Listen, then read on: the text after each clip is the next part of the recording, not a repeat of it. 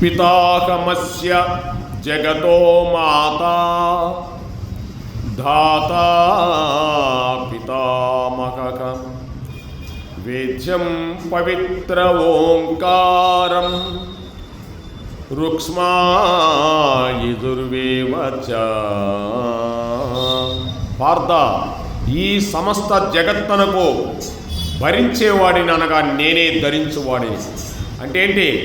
తల్లి, తండ్రి, తాత తెలుసుకొన తగిన వాడిని, నీ కర్మఫలాలు ఇచ్చేవాడిని నేనే. అర్జున, నువ్వేం కర్మఫలాలు చేసుకుంటావో నీ కర్మను బట్టి ఫలాలు ఇచ్చేవాడిని కూడా నేనే.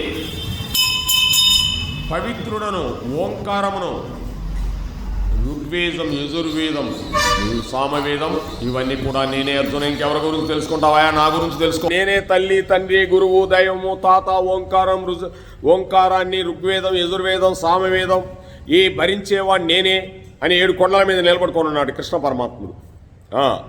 7 కొండల మీద నిలబడుకొని ఉన్నాడు.